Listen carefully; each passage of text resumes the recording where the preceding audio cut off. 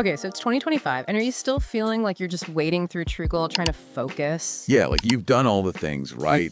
Decluttered the desk. Got the fancy headphones, maybe even tried those brain games. Exactly. And yet that kind of background static, that distraction, it sticks around. What if the real issue isn't, your setup, but actually how your brain's taking in information? Especially now. I mean, AI is spitting out content, feeds are endless.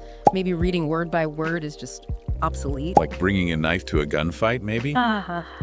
Welcome to the deep dive. Today we're getting into David Butler's Reading with the Right Brain. Yeah, and look, this isn't your standard read faster guide. Not at all. No. It's more about the science, how we can fundamentally change the way we absorb stuff. Not just faster reading, but deeper, quicker understanding, almost intuitive. So the mission today, for you listening, is basically to get you a 2025 ready plan. Right. Real, science-backed ways to get that focus back, beat the digital overwhelm, and kind of automate success thinking. It's like upgrading your brain's OS for today's world. Okay, let's dive in. The first big idea from the book is, well, it's pretty bold. It says most of us are basically reading wrong. Yeah, straight out the gate, the principle is reading conceptually means visualizing ideas, not words. And that really lands in 2025, doesn't it? We're drowning in content. Totally. AI articles, social media notifications. Yeah. It's that classic fire hose analogy. So if you're still stuck processing word after word after word, it feels kind of hopeless. Well, it's more than just feeling hopeless. It's about how efficiently your brain is working or not working. How so? Think about it. Your left brain is great at the sequence, the details, decoding words one by one. Okay. But your right brain, that's your big picture processor. Yeah. Holistic, spatial. It gets the connections, the overall idea almost instantly. So conceptual reading taps into that right brain power more. Precisely.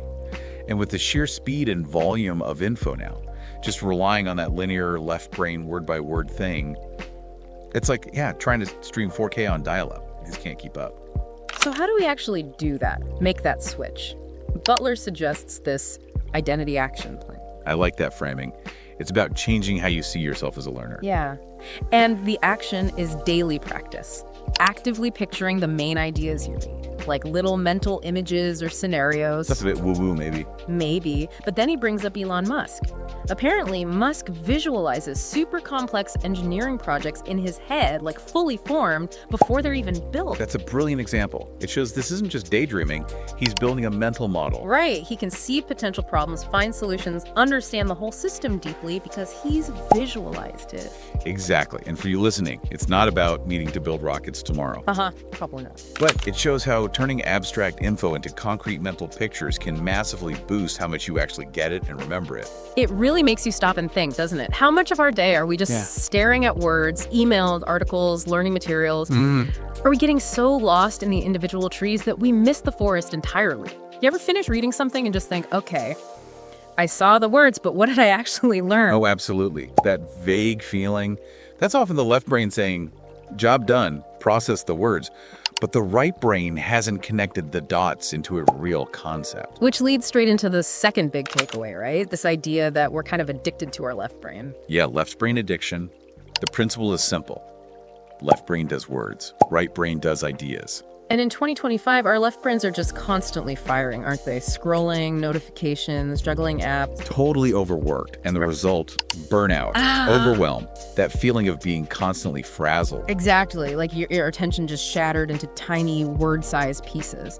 So the identity action plan here is almost laughably simple. The one. 10 minutes every morning, just dedicated right brain visualization exercises, like hitting a reset button. A mental palate cleanser, I like that. And the book mentions Oprah. Apparently she uses visualization and emotional conceptualization in her big business decisions. That's fascinating. It shows it's not just for reading textbooks. It's about using your whole cognitive toolkit, intuition, emotion, the big picture, things the right brain is good at. So those morning exercises are like proactively waking up your right brain for the day. Pretty much. Fostering creativity, cutting down mental chatter, getting you into a more balanced state before the day's onslaught begins. Makes you think, how much time do we spend in that left brain heavy mode? Screens, emails, reports.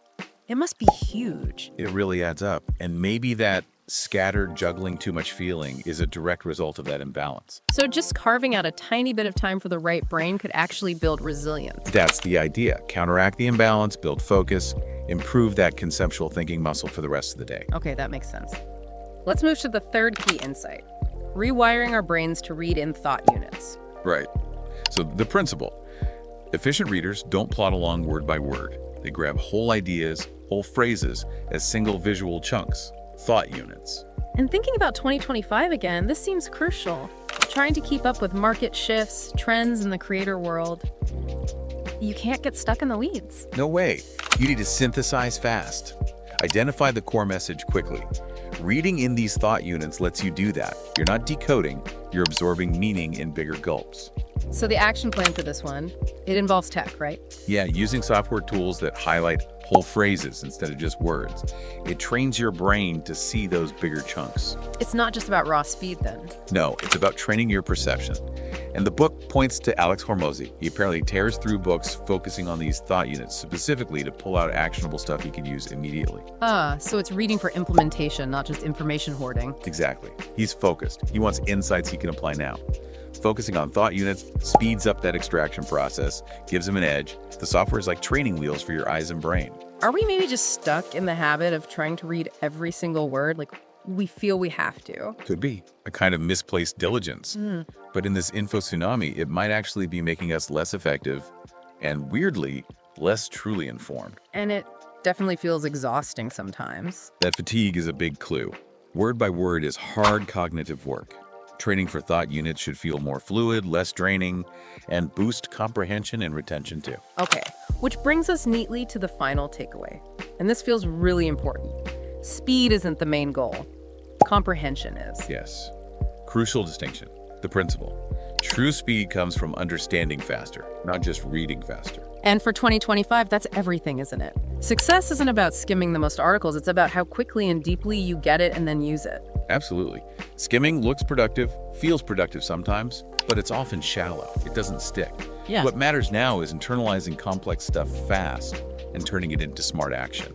That's the differentiator. So the identity action plan here shifts to active reading methods, things like active recall. Right. Testing yourself, pulling the information out of your brain rather than just passively rereading. And linking new ideas to what you already know, building that mental web. Exactly. Making connections, not just letting information sit in isolation. The book uses a fictional example, right? A startup CEO in 2025. Yeah, a story about a CEO who totally changes how they learn, focusing on deep internalization, active recall. Yeah. And basically blows past the competition because they truly understood the concepts, not just recognized the words. It paints a picture of what happens when you really make that shift. It does. It shows the real-world payoff. Deeper understanding leads to better decisions, more innovation. A real competitive advantage is moving from knowing facts to grasping principles. Okay, so wrapping this deep dive up, the core message from reading with the right brain feels like, look, if you're feeling swamped and distracted in 2025, maybe it's not you. Right. It's not a personal failing. Your brain might just be running software designed for a quieter, less information-dense era. You're not inherently unfocusable, you're just maybe using outdated cognitive tools for the job. Perfectly put. Huh. And the key to really succeeding, thriving even, in 2025, it seems to be mastering this conceptual comprehension. Making that switch, moving from just seeing words. To visualizing and understanding the actual ideas behind them. Engaging differently. Cutting through the noise to find the signal. Exactly. Stop feeling like you're drowning. Start learning to navigate the ocean. You've got the capacity. You just need the right techniques, which leverage your whole brain, not just half of it. So here's a challenge for you listening, just for this week. Pick one area of work, learning something new, whatever. Where could focusing on conceptual reading, visualizing, looking for those bigger thought units make the biggest impact for you? And then actually try it.